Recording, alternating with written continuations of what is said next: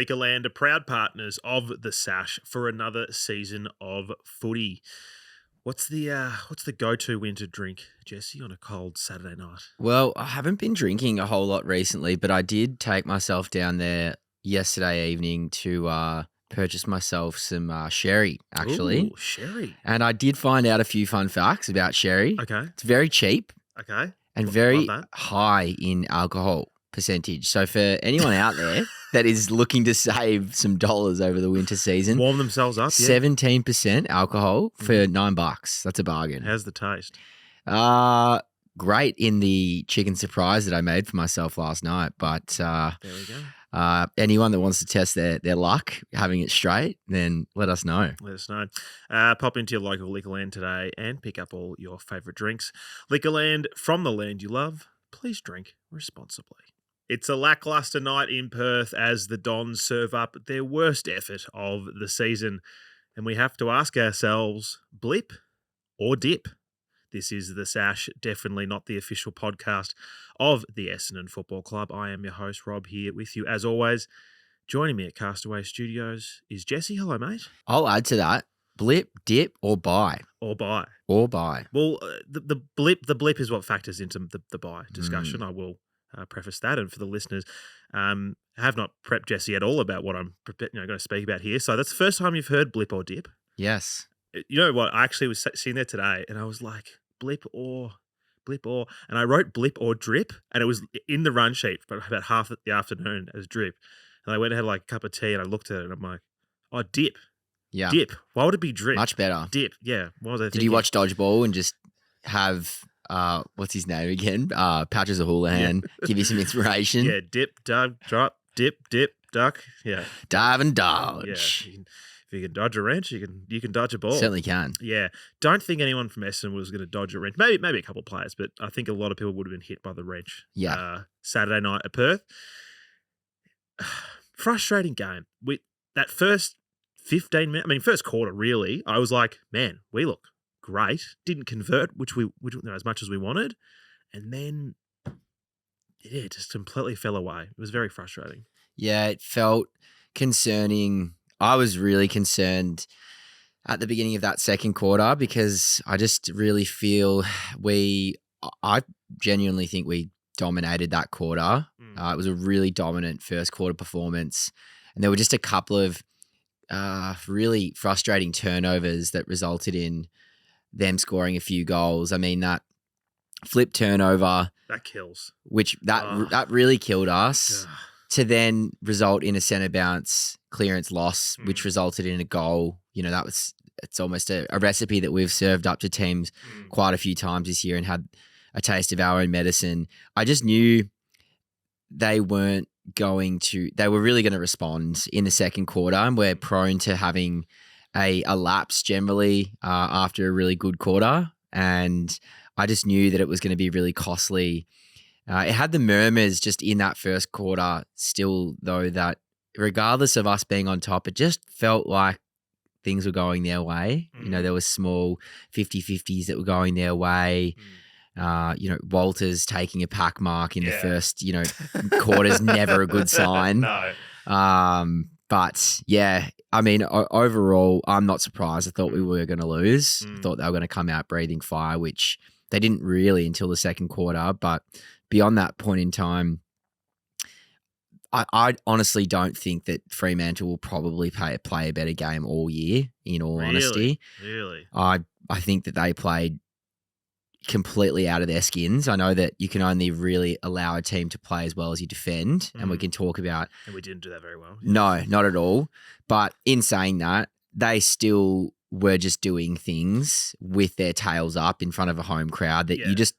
If we verse them again in finals, which I hope we do, I would be very surprised to see if they played as well as they did against us over the weekend. Interesting take. Don't get me wrong. There was some seriously fluky out your ass goals that they kicked. And just kicks, like missed kicks into the forward line, straight to their forwards. They had like 3 or 4 in a row that were off the side of the boot, straight to their forwards. Maybe they weren't misses. Yeah, look, don't get me wrong though. They comfortably outplayed us, and coming off a pretty embarrassing loss to the Giants, they were they're always going to fire up. Home crowd, home advantage. As you alluded to earlier, the bye, which is why we asked the question, is this a blip or a dip? And so far off the bye, the teams who've played the bye and played a team that wasn't off the bye are 0-8. And then the two teams who have won played another team off the bye. So it's a funny one, but they soundly beat us like all over the ground. Their ball movement was really good. They stretched us. They pushed us wide.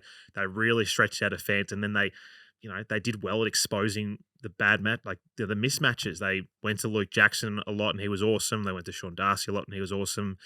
Guys who I don't know if they've played many good games for Freo this year seem to would be playing out of their skin.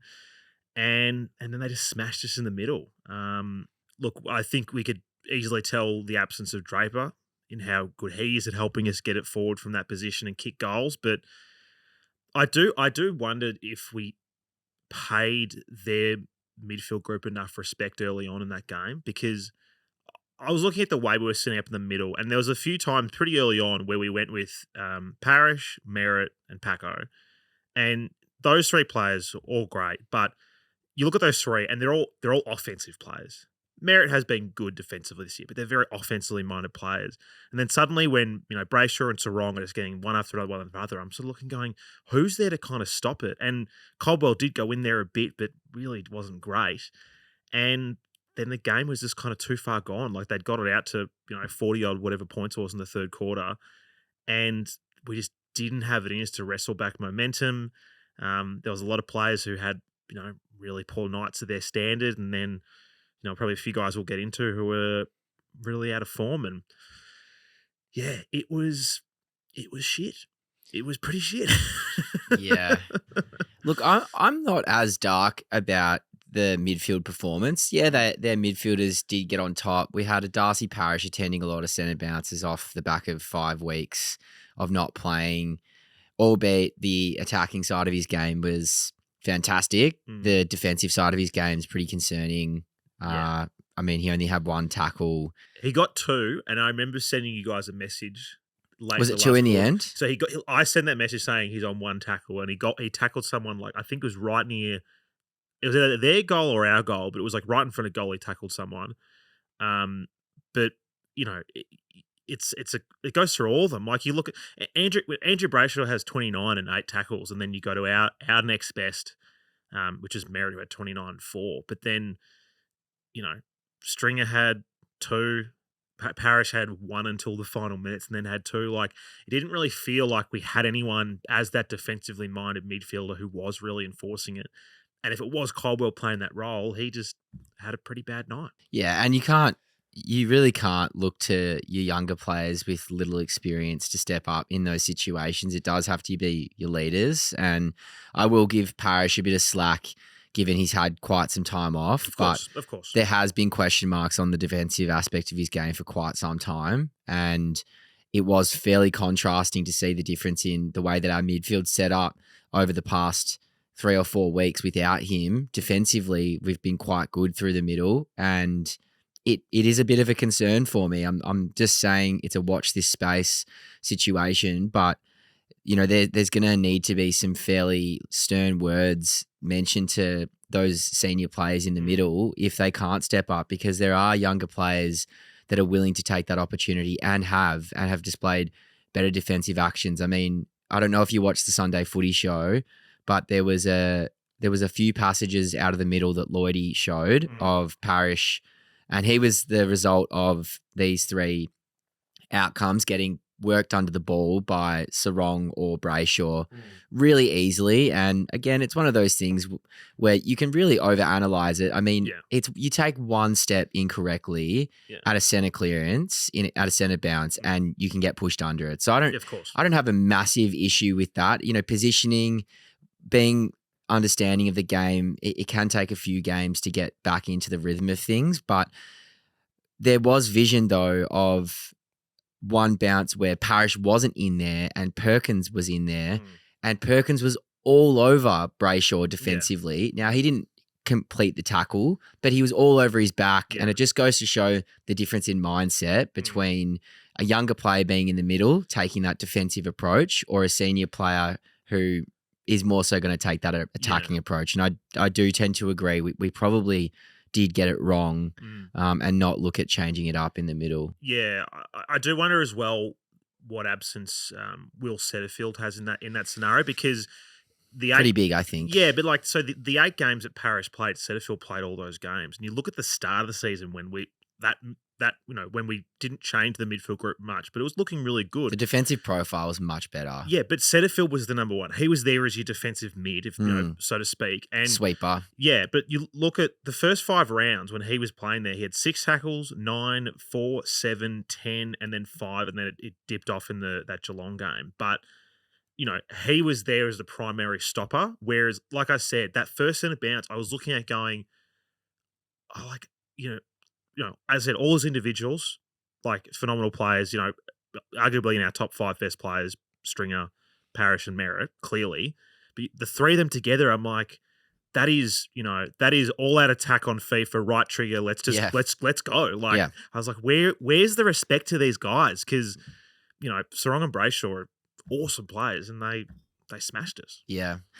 Look, on the same path, I'm not, albeit it was concerning, we didn't necessarily get super towelled in the middle. If you look at the stats, clearance-wise, there wasn't a huge differential. Contested possession, not a huge differential. They just scored from the middle. That was it. Correct. It seemed as if their clearances were more effective than ours, and their midfielders put better pressure on our midfielders when there was a clearance. And again, that can also just come down to pure coincidence and luck that the ball gets tapped and it just bounces in your favour and you're out as a player, or it can do with the way that you set up. And it just felt like it was one of those nights where every time we got a clearance, it was a bit more congested. And again, you know, the Fremantle midfielders defended really well. Where I genuinely think the game was won and lost is Fremantle's defence. Yeah. That was one of the best defensive 6. So their defensive 6, I don't think I can remember a team collectively defending better than what they did against our players. Pearce was phenomenal on Peter Wright, didn't give him an inch of space. He's a very good player. He went off in the 3rd quarter, and then Brendan Cox just stood up and did the exact same thing. There's also that blonde-haired guy who almost plays a bit of a Redmond type role, but is taller off half back. He also was outstanding. Their smalls were outstanding. That every single time we kicked the ball into our forward line and had any momentum, it just felt like they rebounded the ball out immediately. And that, I don't necessarily think that had anything to do with more other than just sheer brilliance defensively. I was listening to SEN, and I forget who was saying it, but before we played them that week, they said that they rate Fremantle's defense as possibly the best defense in the AFL, but hadn't performed this year. And I really thought that was showcased over the weekend. Well, last season when they were playing really good footy, if you're going purely on points scored alone, they were the 2nd best defence behind Melbourne by 3 points. So Melbourne conceded 1483 and they conceded 1486, and then Geelong 1488. So, you know, one of those teams won the premiership. The other one was in a semi-final. Well, they're both in semi-finals. They're both eliminated. So that's been their issue all season. They've always been they've been good defensively most games, but their issue has been scoring. And I guess this sort of leads into my next point that I think we fed a little bit into them and made it easy for them by just being so Peter Wright centric. It was very, as you mentioned in our chat, it really felt like Rutten football, the way that we were playing. It was so Peter Wright centric, Peter Wright or bust, as we always say, right? Yeah. I couldn't agree with you more. It's concerning. I mean, how many times did we look for Kyle Langford? How many times did we look for Stringer? We didn't look for Wiedemann once in the forward line. It really was Peter Wright or bust, and Pearce was on top of him. And this is the fear that we always that we mentioned, and it's now going to be a real test to see what way we do look at adapting. I do wonder, because there were times when we had the resting ruckman there. Often it was Phillips, because barely saw Nick Bryan go forward. But they were just getting each other's ways. They were bringing their men to the pack, and this can also just be about delivery and stuff like that. But it just always felt like there were rarely times where Peter was just going up against Pearce. It was always Peter and Pearce, and then Flip and whoever was on him, or Wiedemann and Cox, or Langford, or maybe not Langford so much, but it just felt like those three big guys, they were always just going for the same balls together. And I'm sort of sitting there going, all right, is this, the delivery issue, or is this the fact that the forwards aren't, working for each other, giving space, trying to give priority to Peter or to someone else?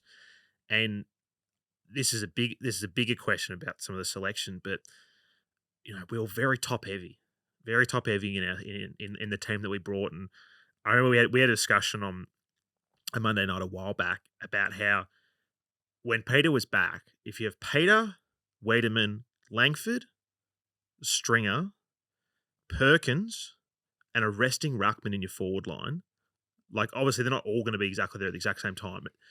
You're left with Guelphy, and then we had Snelling as your pressure players. Like Paco can tackle a bit, Perkins sometimes can, but he often gets beaten for pace.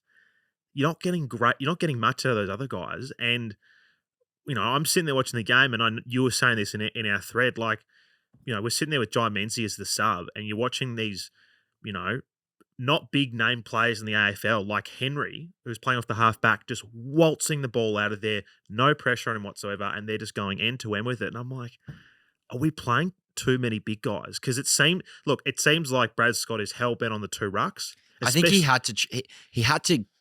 I think he had to go with it again. I knew Brian was going to come in because he just had to see that it's been a winning formula for us, right? But I think he's discovered that it doesn't work with Brian and Flip. The problem is both ruckmen are too unathletic, whereas with Draper you can get away with it because he's quite athletic as a tall. Whereas and it's the same as having a Luke Jackson and a Sean Darcy. Luke Jackson and Sean Darcy work so well because Luke Jackson's so athletic. So if you want that, sorry to cut you off. They have struggled though for a lot. Like early on in the season, there was a lot of issues about their dynamic, and I think judging by some of the press about it, I think that was one of their best games as a tandem. But for me, it's a question right now if it's like, if Draper's 100% fit, I feel like that's when you can really try one ruckman. I don't think they have the confidence in Philp. No way do they have it in Brian. But it's basically you play two rucks or you drop one of the forwards. And we'll talk about which forward it is because I think everyone knows which one's out of form. But someone's got to go. Yeah. Because you need more pressure players. We need more small forwards. You need Menzie and Guelphy and Snelling or someone else in that half forward area laying tackles because no one else is. Yeah, look, it's really tough to say, but I mean, we just looked contrastingly different as a team in the way that we set up as compared to what real authentic Essendon this year has appeared to look like. I mean, we are lacking significant leg speed. Guelphy doesn't offer the same level of leg speed. Snelling doesn't as to an Alwyn Davey or a Menzie. And you could see... Or a Nick Hind off halfback. Or a Hind. You could see the difference to the way that we looked as a team when Menzie came on. We looked considerably different. And, it really begs the question to look towards next week. I'd be making some changes and some pretty harsh, tough calls. I don't think that, albeit, Snelling and Guelphy have added, significant, I guess, just other aspects to the game that maybe a Menzie and a Davey couldn't. We are really lacking the defensive forward pressure that we were really successful with in the first, 6 to 8 rounds of the year. And I would look to consider bringing and playing Menzie and a Davey in. Now, I don't know what that means for... I wouldn't like to drop Guelph because I think he's been pretty good. Yeah. I mean, he's been hitting the scoreboard, but I just don't know if his defensive acts have been at the same level. And, what is more beneficial for us as a team? Is it having Guelph kick 2 goals or is it having an Alwyn Davey put on 25 pressure acts as a defensive forward, which is, technically their role as a player? I still believe that Guelphy offers more at this point in time. I think Alwyn just needs to, hit the gym and get a little bit more physical, which is going to happen. Like he's a first year player, but you know, I'm a massive fan of Jai Manzi. You are as well. We're big fans of him on this show, and He was very stiff to not get named. Well, someone had to get squeezed. I thought it was going to be Snelling personally, but they went with Menzie. But we just need to have 3 of those pressure players, and it just needs to be there, because if you're, with Carlton, for instance, because Parrish wasn't playing, it meant that Perkins was playing more midfield time, which meant that they had one of those guys there. But for all the assets that Perkins has, he's not an amazing pressure player. And we're just in this position where we've got all these guys who are great ball in hand players, but they're not great, without it. Him, Langford in particular, as those more mid-sized guys. So yeah, it is an interesting one. Let's go through some goods before we inevitably get back to a few more bads, because let's just keep talking about Jai Manzi. Yeah, how good was that bump that he did for the mark? Yeah. I mean, that's for a 19, 20-year-old to have a level of footy IQ to be putting on a bump like that. I was looking at him just to think, like, God, what can this kid be in the future? Like, what is his ceiling? He's already a bit of a fridge. He could be a serious, like, I'm not going to go there completely, but in terms of Tony Lockett, that's what it is. I was actually going to say Paps. In terms of contested ability, like, I could see him being like Patley-esque in terms of his build. If anything, he could be bigger than Paps. Like, he's a pretty big boy for a 20-year-old. But anyway, Who knows? Love you, Menz. You're an absolute freak. Yeah, but you're a big fan. There's a few guys I want to give a shout out to. We're talking about highlights. One of my honestly biggest highlights of the game, and I thought Andrew McGrath was awesome. Amazing. Was that play? The game was dead by this point, just about. But the ball went into their forward line, and it was 3-on-1, and he picked it up off the ground, and he kind of weaved through 3 of them. Was that the best game he's played for the club? I think he's had better games earlier in the season, but I think he was. I think this everywhere. I think this is one of his best seasons he's played, and it's sort of, it really just depends on the opposition. But I really like what he does as a shutdown role. But in this game, because we played Kelly, he was freed up to be a little bit more mobile, and yeah, like, he was awesome. I mean, he had over 600 metres gained, 27 touches. It's amazing. Stack of marks, couple of tackles. Like, yeah, he was really, really good. Took the game on, a couple of bounces. But yeah, it just felt like he didn't have, look, the ball was going in that defence pretty frequently, but didn't feel like he had much support in terms of getting the ball out there. I thought we were a bit lethargic. Do you think that? I think that's a good way of describing it. It's funny. My lovely girlfriend Cinder, we went to Collingwood to have a few drinks and stuff like that. She's like, I'm really keen to go home and watch the game. I'm like, this is awesome. Since when? What? Since when do you ever care that much? Yep. And it was the end of sort of halfway through the second quarter, and she's like, do you know what I think's going wrong? And this is a footy novice, right? Like, and for her to pick up on this, it just speaks volumes. She's like, you guys just aren't defending. That's the problem. And I was like, you know what? That's it. You are absolutely right. That has been our problem for years. And she's like, wow, calling Brad Scott. She's like, wow, that must be really annoying. And I'm like, yes, it is. But it did really seem like they were working and running on top of the ground way better than we were. And it speaks volumes with how often the ball would hit the ground and there would be 3 or 4 Fremantle players. But then on the spread, you'd think, all right, we're going to have more numbers on the outside, and there would just be one number on the wing, a switch to another wing, and then down the line to it was like they just had options everywhere. They put in more effort. I can't remember who said it. There was someone on the radio once who said that the issue with away games often was that the night before, or often the morning of the game at the hotel, the team would, buffet. Yeah, a few players would hit the buffet a bit hard, have a few extra hash browns, and they would just be a little bit lethargic coming to the game. But again, this comes back to our question for the night, which is blip or dip. What do you think of Jordan Ridley's game? I thought he was pretty good. Yeah, amazing. Just continuing his form He is what he is. He's just a piece of silk flowing through the wind. Yeah, He's amazing. he is. Hobbsy, pretty good. Loved his game. Every time I see him play, he just looks more and more like he will be a captain of the football club one day. Now, I know that there are aspects to his game that need some work, which is, it's like a typical me thing to do. I do the same thing, just blow up at teammates for not giving me the ball. But he commands the football and he takes complete ownership of the situation every time he gets the ball in hand.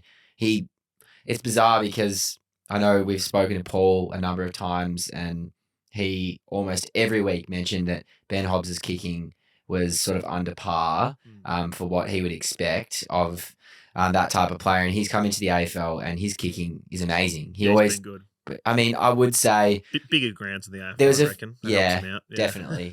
And not as contested as well. One thing I will say, probably a few too many times he would command the ball as that first outlet kick and then kick to the wing, and it probably put us in a bit of trouble over the weekend, just something to learn. But just generally, I mean, I'm really loving the year that he's putting together. Yeah, no, he's been great. You mentioned just sort of players demanding the football. There was that one play, sorry, I can't remember whose quarter it was, but Nick Martin had the ball and we broke out and we basically had like 3 players all running where the ball was.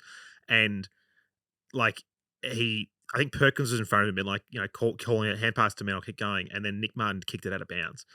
And you could see Perkins and someone else were blowing up at him. And I was just like, yeah, this is not our night. No, and also pretty harsh. Like Nick Martin doesn't miss a kick. Get off his back. Yeah, rarely. Yeah, he had a few clean. He had probably the worst 5 minutes of football. He cost us 3 goals, I think, in 3 minutes. It was just very unlike him. Very, very. We'll forgive you though. He's the next Messiah. So, I think he just deserves a shout out because he gets knocked pretty hard, and we definitely knock him very hard. But I actually thought Dyson Heppel was pretty good. He was great. Yeah. Really, really good. I've really been super impressed with really just the body of work that he's put in since those first 2 or 3 games. Since he got subbed, yeah, he's kind of turned it around a little bit. Yeah, and he looks athletic. It looks like whatever they've done with this surgery has had a really good impact. He doesn't look like he's running around with bricks on his feet, and he looks really light. He's taking contested marks.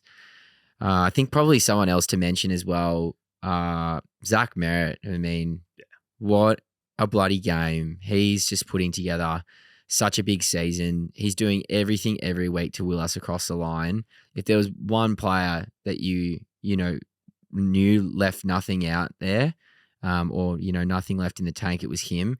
I really like him as a half forward, and I think it really positions him in the second half of his career to become he could even become a better player than what he is on the ball, because he's just so damaging there, and quick. It's where he started at the very, very beginning. And it's funny, I remember how there was a sort of thing about, maybe they'll put him to half back because he's a good user and he kind of didn't want to go there. But, we're sort of having this discussion at the moment about midfield balance, and we've got so many of these inside mids, and how do we sort of manage it all? But, it worked in the Carlton game. Look, it wasn't as good as, it wasn't as effective, as it was in that game. But still pretty good though. Run down tackles, goal. Well, we're talking about players who can pressure, who are quick. Like, he's the perfect person to have there as a half forward. Even when Shield came back, that worked really well. They've both got leg speed, and they could offer us. Well, it looked like Zach really offered us that forward pressure that we needed. Yeah, and like at this point, it's not like spend all your time there, but I think it's something that he can balance his minutes with, and then like you said, 3-4 years from now, maybe that's where he ends up when he's at the end of his career. I mean, probably a bit longer than, I think he signed a 7-year contract, didn't he, last year or whatever it was? So maybe in 7 years or whenever it comes to it. All right, Jesse, we're gonna play a little game. We love a little game on the Sash. As is the theme of tonight's show. We're gonna play a game called Blip or Dip. Okay. I need a little stinger. Blip or Dip. I'm gonna name a player, and you have to tell me if the weekend was a blip, or if they're having a bit of a dip in their form. We'll start with someone who's been drawing a bit of attention from the faithful on social media. Sam Wiedemann, blip or dip? Definitely Dip, Mm. not Blip. It's been a month since he's kicked a goal for us as a forward. It looks really lost. Looks like he's just lacking, confidence. He's just falling into the sort of Wiedemann trap that, you saw down at Melbourne. And, with Peter Wright back, it's not going to get any easier for him. It looks like he is doing a lot of team-oriented stuff, but, as what Brad Scott said, maybe he is just being a little bit too team-oriented. I really liked him when he moved down back over the weekend. And maybe he is just someone that would be a better player down there. He adds us exactly what we need. We need a big lug down there that can take contested marks. I don't know if Zerk Thatcher's going to play. I think, to be honest with you, he looked pretty concussed. And he hurt his groin. And then he hurt his groin. So if Zerk doesn't play, I would be really keen to see them play Wiedemann fullback. Would you rather play Wiedemann back or bring Kane Baldwin in? I would rather have Wiedemann play back on Charlie Dixon over the weekend than have Kane Baldwin play on him. Interesting. I just think that at the moment, if we don't play Sam Wiedemann down in the back line, there is no spot for him in this team anymore. I don't see him as a forward. He doesn't seem like he's got enough forward craft and ability to consistently play in that position. Yep. So you've got this talent of talent, as they say. You've got one of the bigger players on your list that's not doing anything at the moment. We are lacking considerable size and marking ability in our backline at fullback. Yeah. We've been thrown around by big players like a Dixon, like a Hawkins. Just play him down there for the next 5 or 6 weeks See what happens, and just see what happens. Yeah, like you could move a Zerk Thatcher to a Jake Kelly role very easily. Yeah, very, very easily, and he could play that role outstanding. Because like he's had he's obviously had some good games this season. When he was having bad games, I was often being like, oh, he's playing number one. Peter's not there, and he's taken the best defender. We'll see what happens. We've had 2 weeks now with Peter. And yes, we are very Peter-centric in the way we go forward, but he's not leading though. He's not providing an option. And then you look at the Blues game, there was one of those goals. It's like, if you're not kicking them 20 meters out in the angle, he's lost all confidence. Yeah, and it's I know we got pretty soundly beaten, but think about the guy who kicked 5 goals against Geelong back in round 7. Yeah, and then he kicked. Look, he was good against Richmond, but then he kicked 2 behinds against the Eagles, 2 behinds against the Blues. He had 2 marks on the weekend.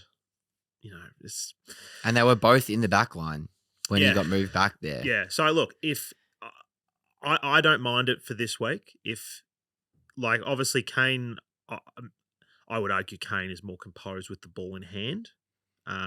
Although, I've never really spent much time watching Wiedemann, kick out of defence, but, could solve a short-term issue that we've got at the moment, which is dealing with these guys. And you're right.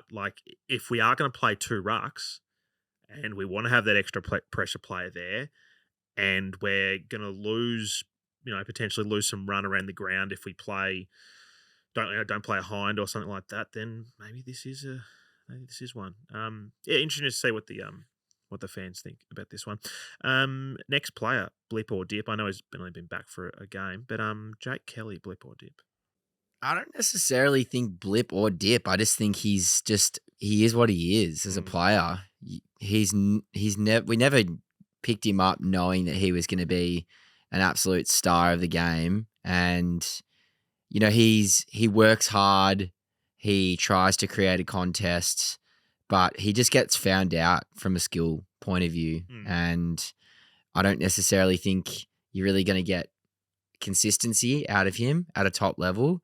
You might get the occasional game where he plays out of his skins. I think he had, actually a pretty good start to the year, but he did have a good start to the year. And if you're going on that, then, possibly you could say Blip because he has had a few weeks off, but I don't think he's end game in terms of solution. And to be very honest with you, as I said, I would much prefer the idea of having Zerk Thatcher play on a smaller option and put Wiedemann to a fullback option, because Zerk's shown, over the weekend against Henry, he was actually quicker than Henry and did a really good job defensively on him. So, yeah. I mean, what's your take? What do you think on Jake?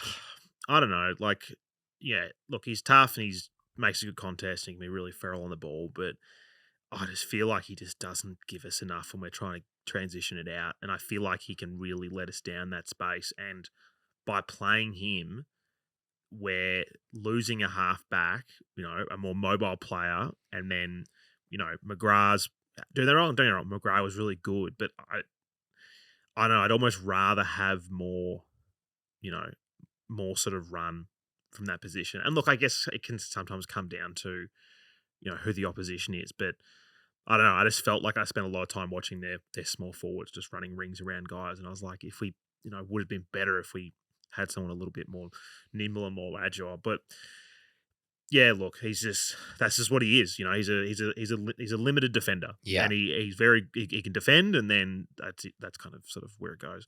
Andrew Phillips, blip or dip? I don't necessarily think that there is blip or dip with him. I Same think with it's just Jake flip. It's just No, blip or flip. Blip or flip. No, Yeah. I think Flip actually had a pretty good game over the weekend. Apart from those turnovers, his ruck work was actually quite good. His ruck work was good.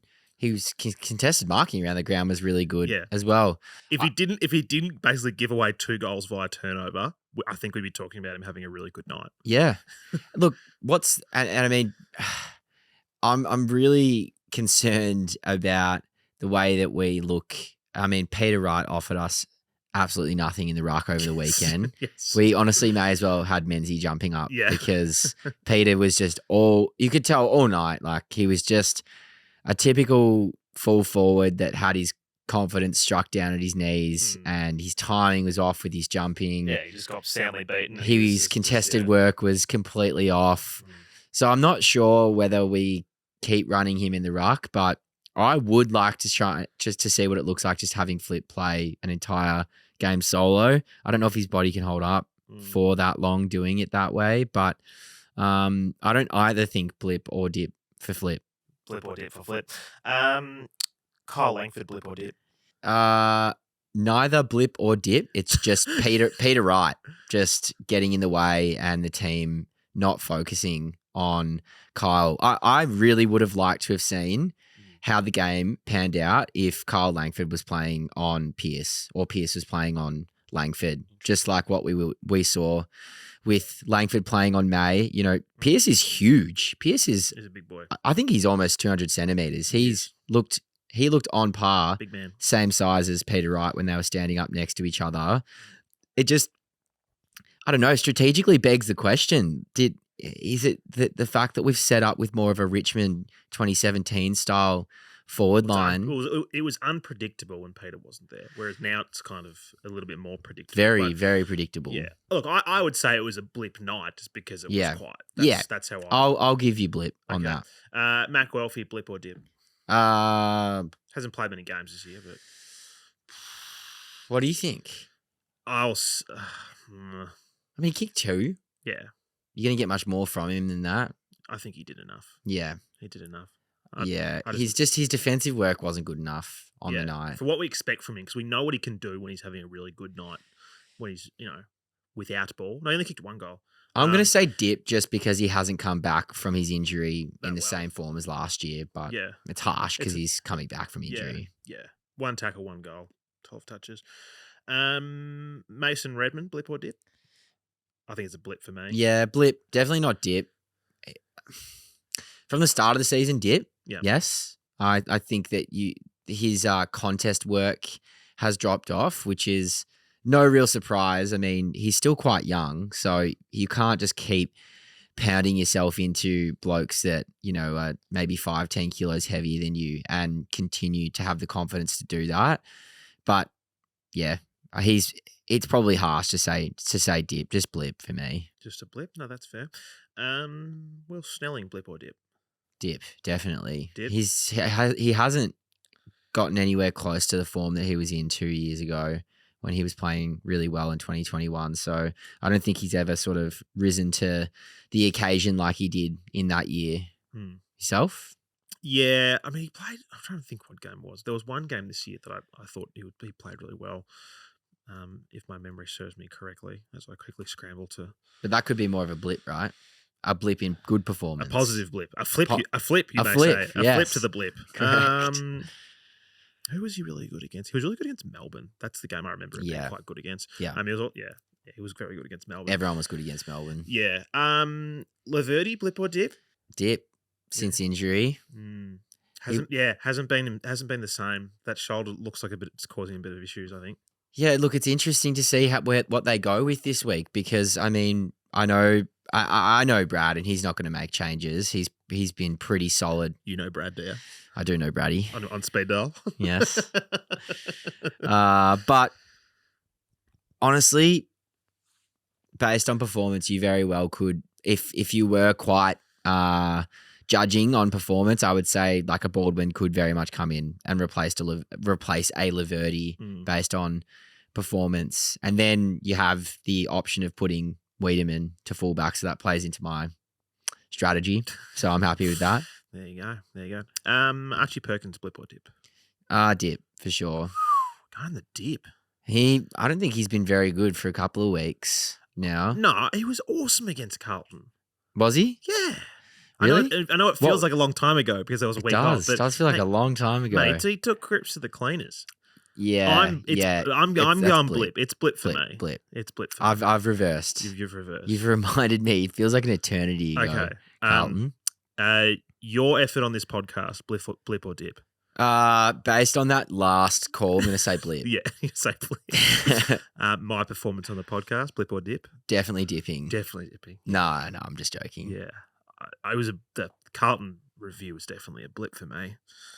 I think you've been fantastic this year, to be very honest with you. I don't think blip or dip. You've taken control. You've taken the reins, which is good to see. Thank you.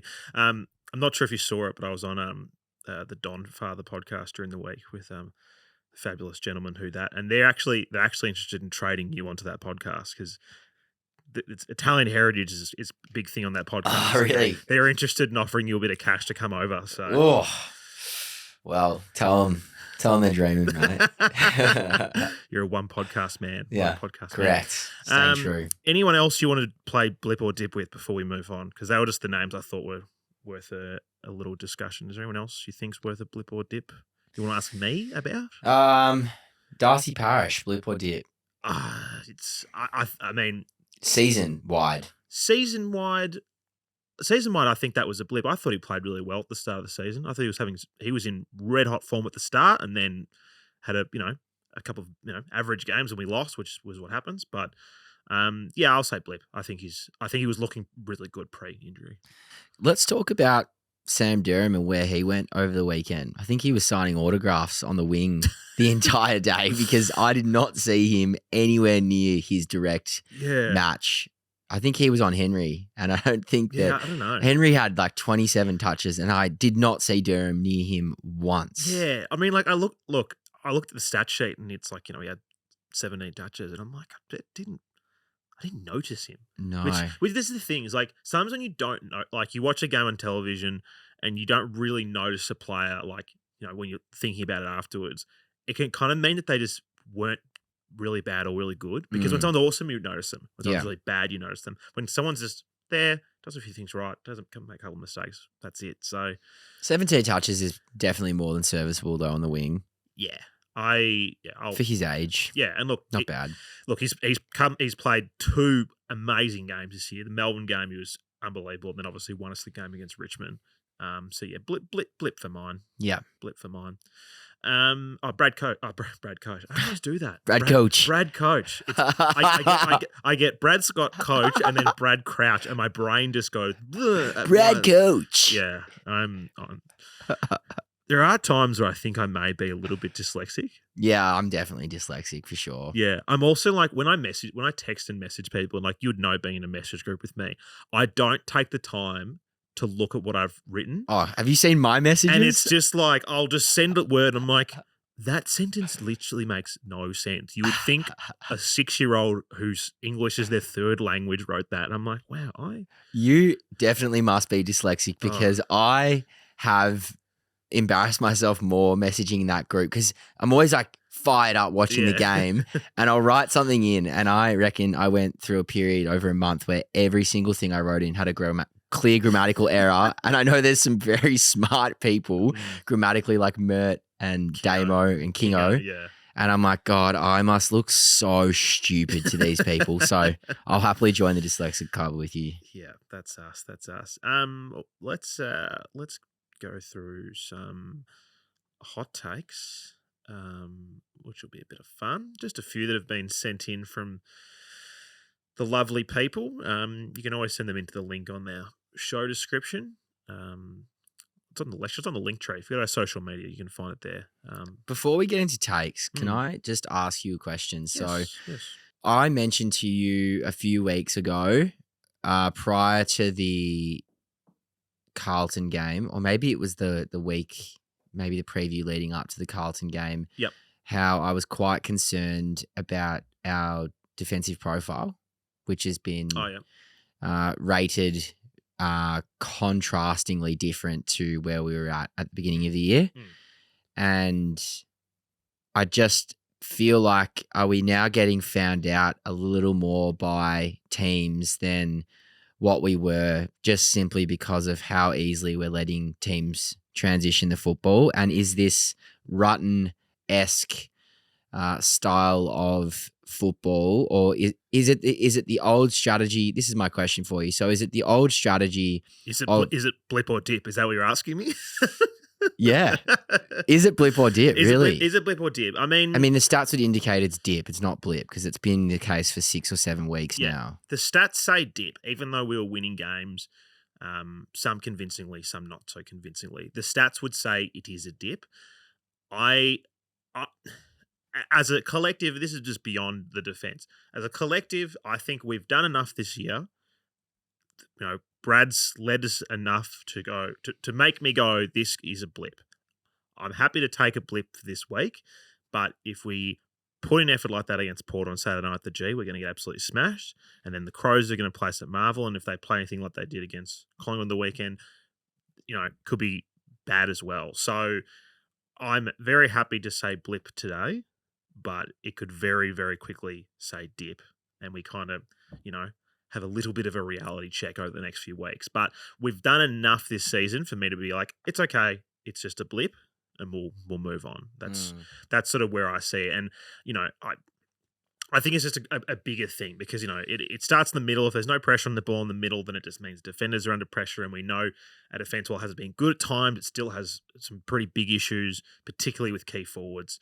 And, it just trickles down from there. So right now, I'm happy to say blip, but ask me again next time Monday.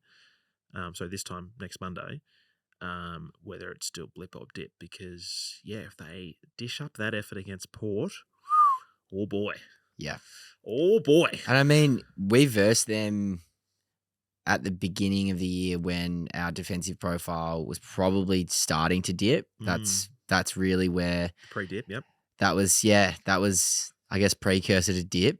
And it will be big because I feel, obviously this will be mentioned on the preview, but they're going to want to come out and make a statement. It's one of the first times Port's played on the G all year. They got flogged by Collingwood by 70 points last time. And that was round 2. So 2 or 3, they're going to come out and want to make a statement to, if I was They're Ken. Off the bye though, fingers crossed. Are they? They're off the bye. Ooh. Tipping the Dons. Wow. Purely because of that. That's the only reason. I can't wait for them to beat us off the bye and just ruin all statistical factors that we had to blame over this weekend's loss. Essendon will be the anomaly. Go Essendon. Yeah. All right, let's play some hot takes. Just a couple of takes here from the listeners. Of course, a bit of a language warning for all this one.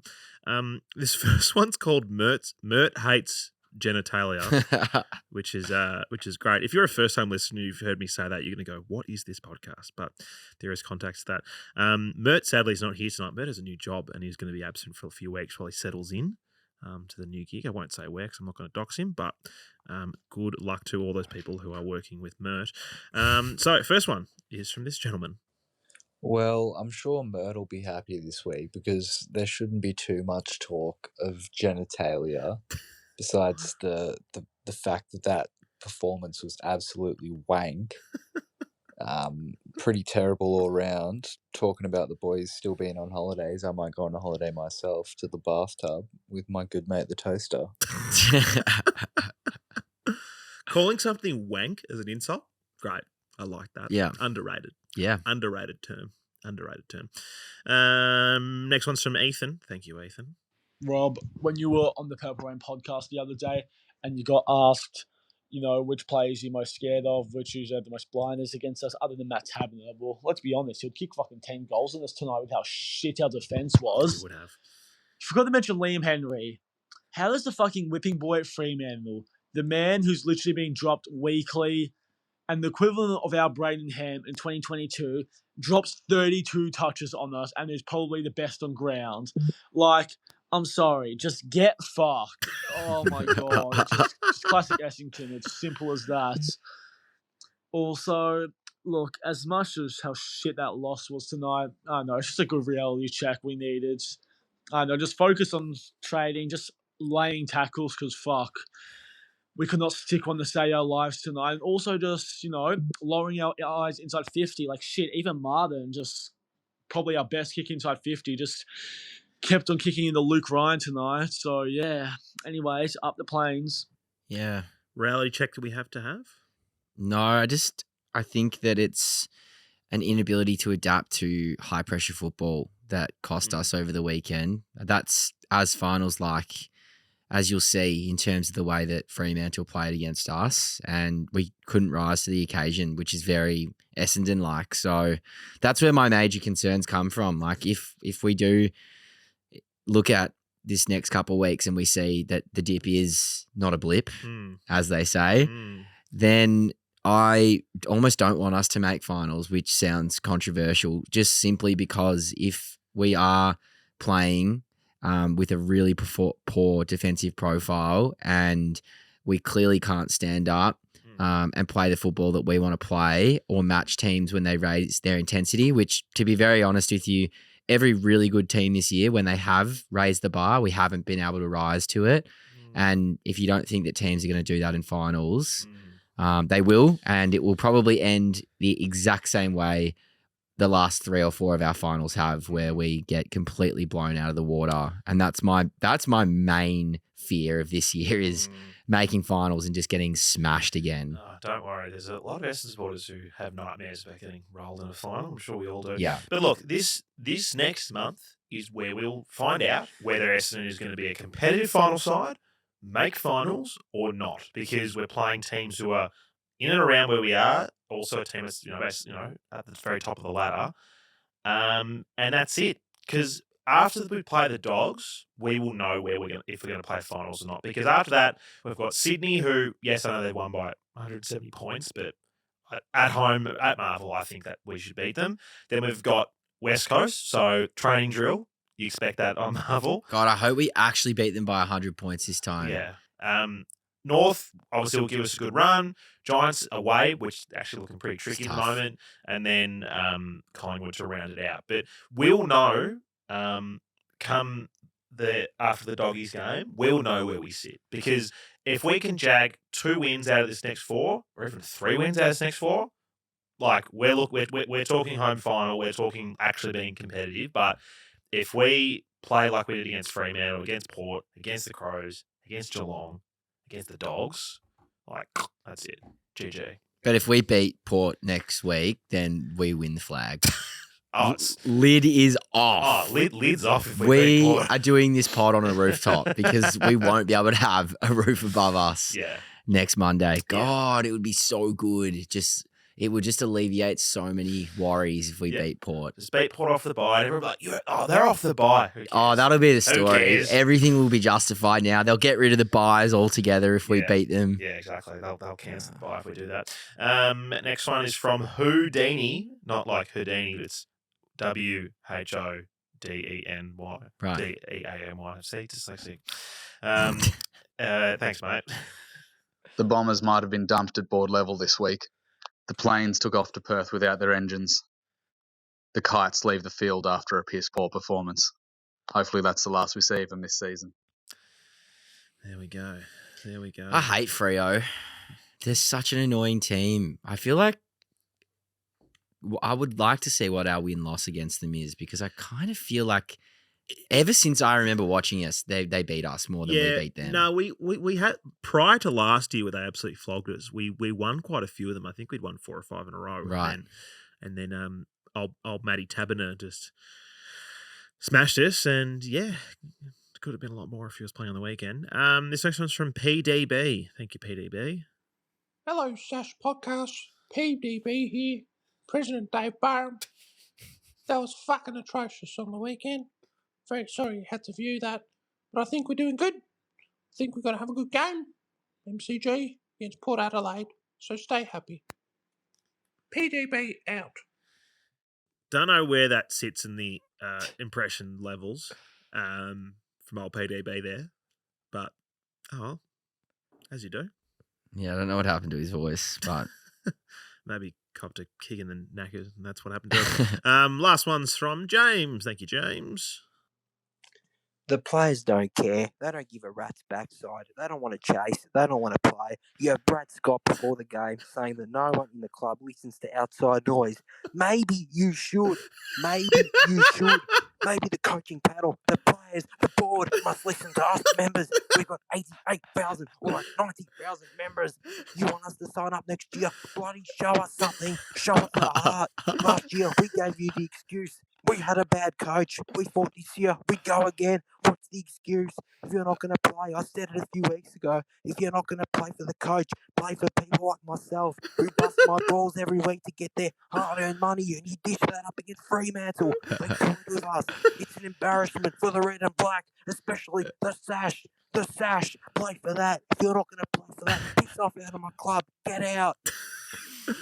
That's almost word for word for the. that's homage, right, to Carlton. It's word for word that Carlton guy. That is impressive, James. That he's clearly sat there and written that down to do it. Yeah. Tip for the next one, James, is move the phone a little bit further away from your mouth. And Yeah. we won't get the popping on our end. But Hey, very good, very good. Can you James. just turn and show that beautiful top that you're wearing to the camera?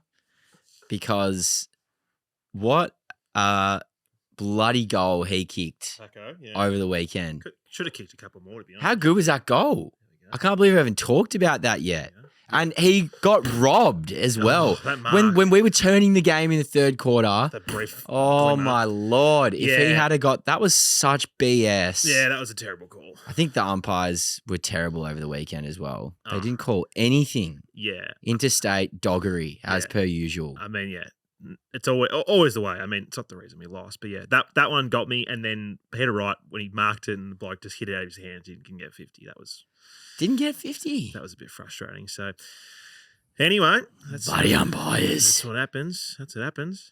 I mean, they cost West Coast the game, 171 points. Oh, they cost yes, West they Coast the did. game. They did. Bloody cost them. Anyway, let's take a break, everyone. We'll come back with the great man, Paul Cousins, after this. This halftime break is brought to you by Liquorland. Enjoy winter your way with Liquorland. Enjoy the Great Northern Super Crisp lager bottles. They're available in singles, 6-packs, and of course a slab, Jesse. Delish. Love them. They're a bit of a guilty pleasure of mine. I was actually rudely against mid-strength beers for a very long time until one of my counterparts, a good mate of mine, brought me to the Northern train, and we sail forward. They have I can't remember which way it is, but there's a full and a mid, and the white fish is mid, or the black fish is mid, and the other way around is the full strength. I think one. black is mid. And and the white is the full one. Yeah. Yeah. Don't quote me on that though. Yeah, it could be the other way around, but Yeah. they are very tasty. They are very tasty. Liquorland, have all your drinks for when the siren calls. Liquorland, from the land you love. Please drink responsibly. Welcome back. It's that time on a Monday for the VFL wrap with Paul Cousins. Hello, Paul. Hello, boys. How are we travelling on this very, very cold and wintry Monday night? Not bad, not bad. We've been playing a game called Blip or Dip. Blip being a little once-off bad performance, or is there a dip? And that's been the theme of our night, Blip or Dip. for the AFL team. Where's the consensus been falling? We're mixed. Yeah, we're mixed. And like some issues are Blip, some things are Dip. As a collective, I'm on the Blip. I'm Dip. Yeah, I'm Blip for collective, but ask me this next Monday. I think defensively we've been awful for the past 6 or 7 rounds. So Dip for me. Yeah. What about you, Paul? What's your take? Blip or Dip?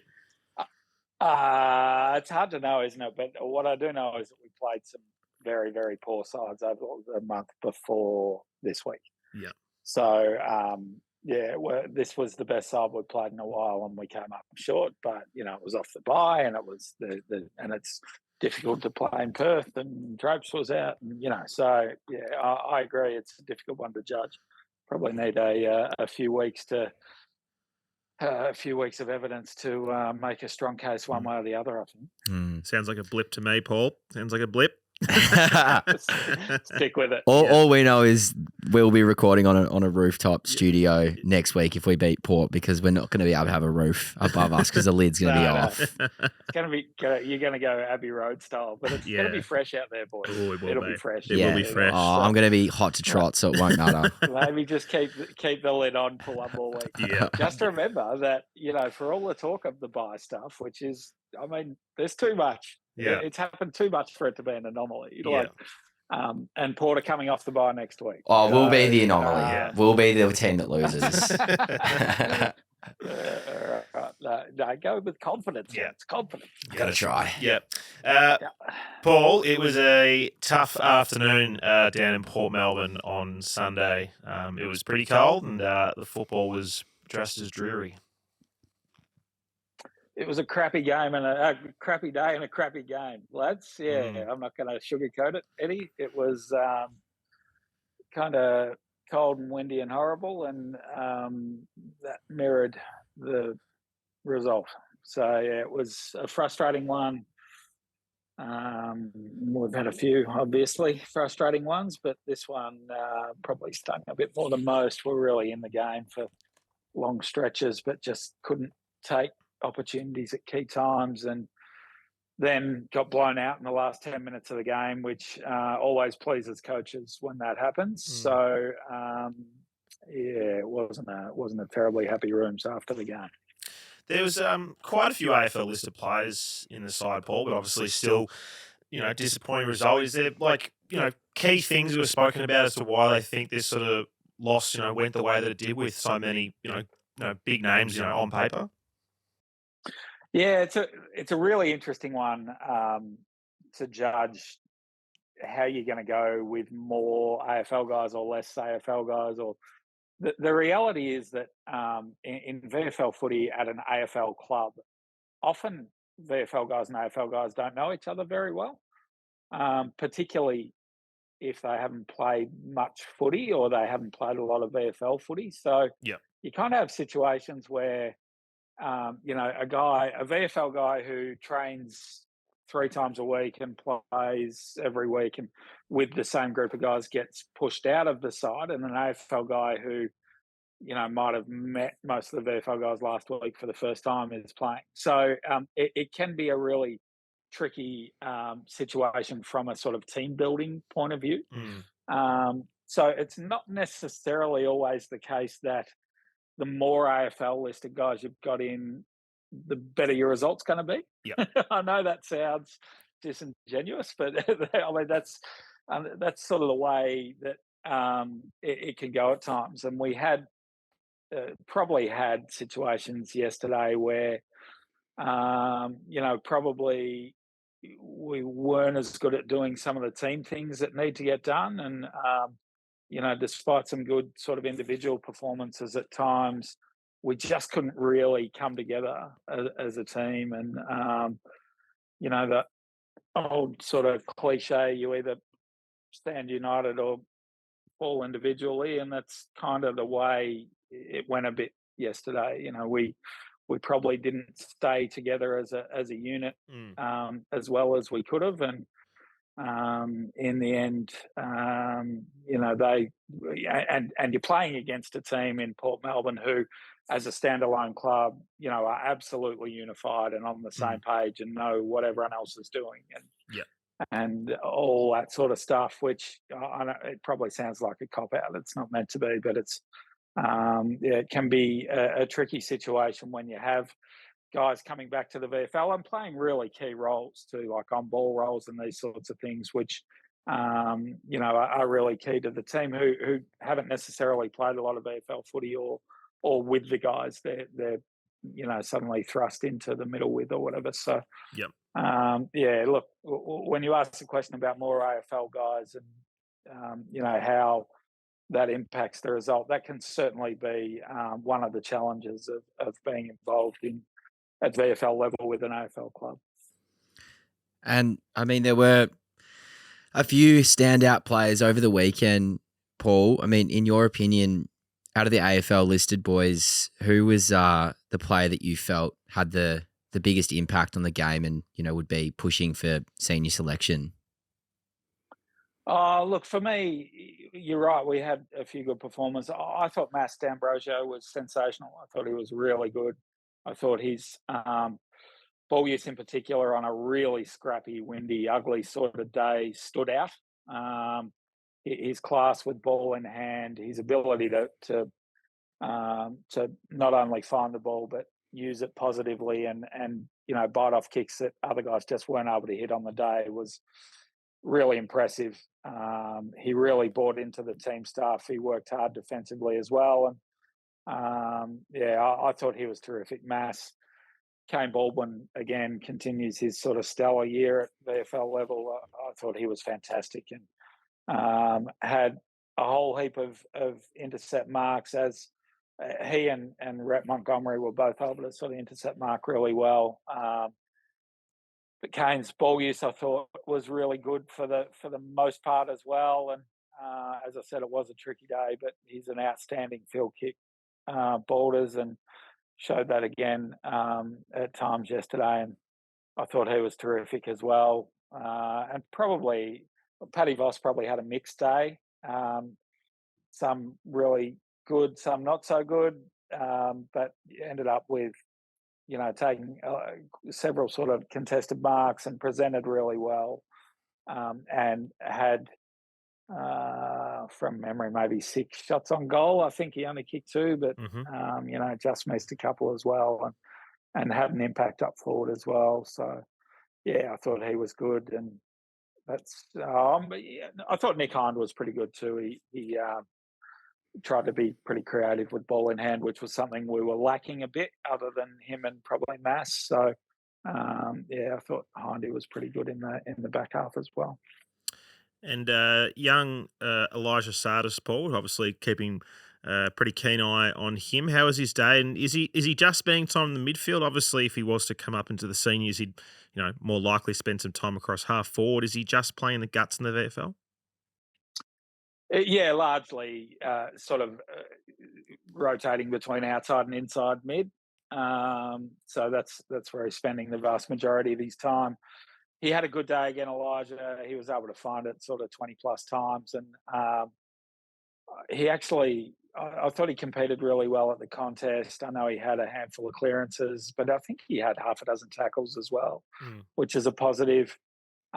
It continues to be a build for him. He hasn't played much footy, and he probably struggled more than most in the conditions with his kicking a bit yesterday. I thought his kicking was, probably wasn't his best day ball in hand, mind you. He was nowhere near the only one who struggled a bit in the very windy conditions with kicking. But overall, I thought he had a really strong game, and he continues to build. I don't think that, given the makeup of the senior side at the moment, I don't think there's probably a mad rush to get him in and trial him in 10 different spots and stuff. I think they're happy to build, from what I can gather, in those outside and inside mid roles, and he's really playing well in those roles. And there's times when he's able to break away from the contest and really show the class, and you can clearly see why he's been such an early pick in the draft. And it's easy to forget he's only played 3 games of footy in, a long time, probably since juniors, really. So, he's an exciting player and had another strong performance yesterday. I'm not exactly sure as to whether this particular player did play over the weekend, but if you could just provide a bit more information about how Coxie played, if he did play, and just a bit more about Davey, that would be awesome.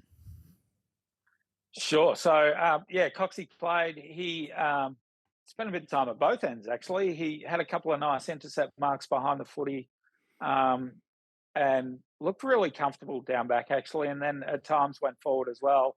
Went up under the wing. He had a bit of a day all over the place, Coxie. But, he didn't find a whole heap of it. They probably weren't conditions to best suit Coxie's game, I wouldn't think. But, he had a few nice moments and certainly a couple of nice intercept marks behind the footy, which were probably his highlights. And Alwyn played most of the day in and around the midfield between sort of mid and forward. Had a lot of centre bounce attendances, along with Tex Wanganeen and Waller. All three of those guys spent quite a lot of time in the centre and in and around the ball and attending centre bounces, which is great for their their various programs that they're on and development areas. And Alwyn ended up. I reckon he probably only had 10 or a dozen touches, but had some really nice moments as well. And he is continuing to build. I think the idea behind him, playing him around the ball is to get him used to the contest and get him used to that coalface kind of contest, which can only be a really good thing for his development. So it's pretty exciting when you see those guys around the centre bounce. Look, there's times when we were probably a bit outsized in there because of that, because we're playing some younger, lighter guys in there, but it's terrific for their development. From a holistic point of view, their career development, it's great for them to get some opportunities around the ball and around the centre bounces. It's a name that I did forget to mention, but it's probably the third consecutive week now. You've mentioned Tex has had a bit more of a run on ball. He obviously had that really good week 3 weeks ago where I think he had 22 and a couple of goals. How have you seen his development over the past couple of weeks playing in that role? Yeah, I think he's been really strong. He probably didn't get quite as much time on the ball yesterday as he did that week, but he certainly had several centre bounce attendances and was able to get up the ground quite a bit and push up into the mid group, which is again great for his development. He actually had a bit of a purple patch through the third quarter and was really responsible for helping to drag us back into along with a few others, obviously, but helped us drag us back into the game at that point. And had a really strong. I think it was someone might correct me, but I'm pretty sure it was the third quarter where he really sort of took over for 10 or 15 minutes, which was great to see. He continues to gain experience in the contest, and it's not something at the senior level I think he's done much of prior to probably a month ago. So it's great for his development, and he continues to show great signs at times. Now, Paul, there's a video of a contentious goal as a result of a ball being out of bounds that was doing the rounds on social media today. Can you recall this specific event, and can you shed any light on it? I can't. What was the spell? I don't remember it being out of bounds. It was Coxie blowing up at the boundary umpire, claiming that it was out of bounds.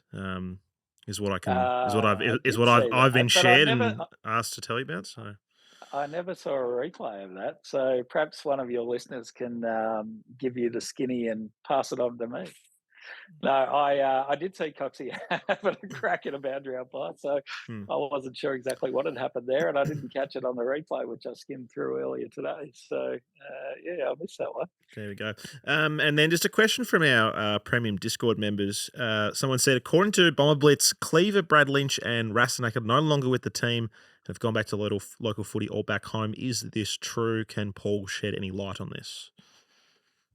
Yeah, I don't know if it's been announced or anything, but Jack Cleaver and Brad Lynch, I think, have both come back to WA. I don't think they had any problem with the program or anything like that. I think it was probably more around the mid-season draft passing and them not ending up on a list and deciding that home might be a good option. So we wish them all the best. They both contributed well while they were with us. And I haven't actually spoken to Steph Raznak yet, so I'm not going to confirm or deny that one. But That's right. I did hear he's super duper busy with work. And look, I think it's a bit of it's been a difficult season with a whole lot of Sunday games. Yeah.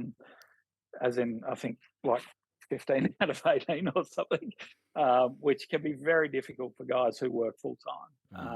You know, when you've got a captain's run on Saturday, a game on Sunday, work on Monday, and training Monday night can become a pretty heavy workload for a lot of those guys. So, I suspect that may have played a part there, but, you know, Raz is a fantastic human and really important to our program. So I'm hoping that maybe he might still be around. We'll wait and see on that one.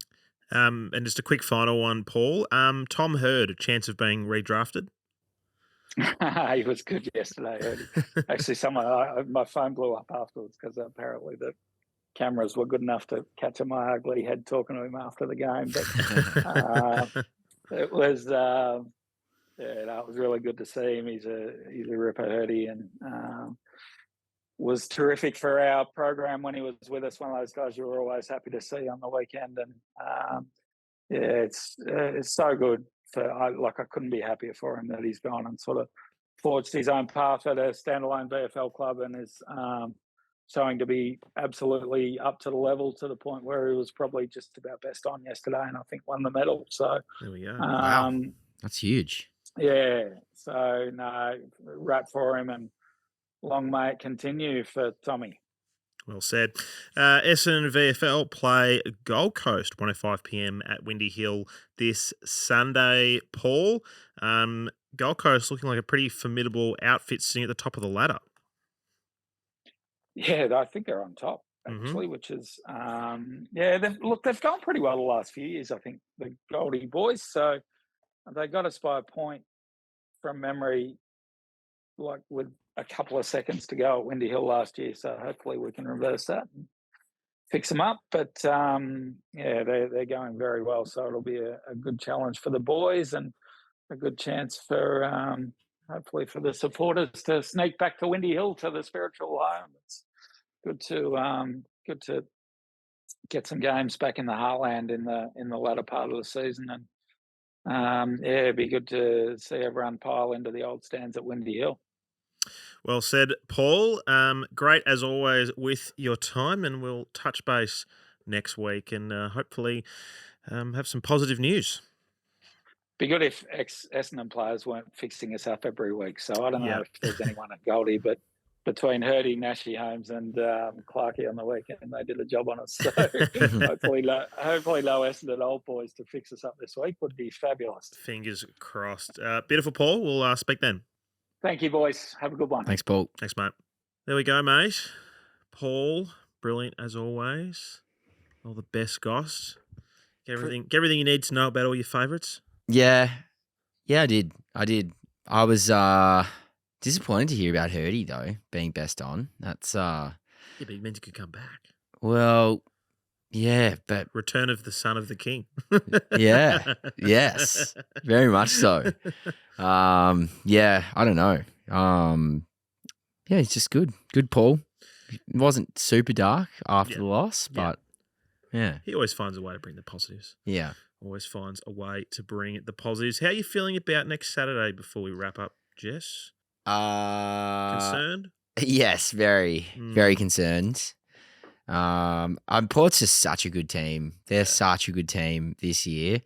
To beat, I mean, not many people can beat Port, and the only thing that would be saving us this week is potentially the fact that we are off the back of quite a, abysmal loss, probably our worst of the year. And, we are still a relatively young team. So we were going to have one down week. Port's coming off the bye. We're versing them at the G. So we've got all the things that would suggest the narrative would point to us winning, but I just don't know. So we'll have to see. Yeah, unfortunately, that's not how Essendon works. We don't usually follow the narrative. Listeners, you can listen to our Thursday podcast if you sign up to become a premium member. You can find the link in the show description and on all of our social media platforms. Our Legal sponsorship's actually taking a little break for the month of July and for a bit of August. So if you want to sponsor the Sash, we have availability for the next month coming up. So hit up the page or send me an email and we can chat. Otherwise, not really much else to report before we finish up. What's for dinner, Jess? Any plans? What I will say though is, if anyone is looking at potentially getting a box, McDonald's. Oh, at the footy. Yes, over the weekend. I So thought you meant a Zinger box. Yeah, okay. someone hasn't eaten. Have you eaten? No. Yeah, I can tell. No. Not a chicken on the way zinger, home. not a zinger box, but a corporate box, a Yes, suite yes. at the G over the weekend. McDonald's, McDonald Management Group are currently looking at having their box bought, well, not bought, but hired out for the weekend. So right. they've got 2 free car passes and 12 people that can take up that position. So just a bit of indirect marketing for that business. If you want to sponsor the pod, by all means, feel free to, because we could do with the help. But by all means, hit them up. McDonald Management Group are looking at giving away their box. And if you're not going to sit in the box and you need tickets, Ticket Blaster's the place to go. Yes, That's they certainly always are. the place to go. Thanks, listeners. Thanks, listeners, always. Thanks to everyone who supports the show. We love you all very, very deeply. Hopefully, it's just a blip, not a dip, but we'll find out next week. As it all, find out. Is this the name of the pod? It's a new, of course, it's the name of the pod. I've been milking it all show. I pride myself, I must say, On the names of your pods? There are other podcasts in this network that I will not name, the Debrief, who have the shittest names, the shittest titles to their episodes. Pies Nation as well are in the studio.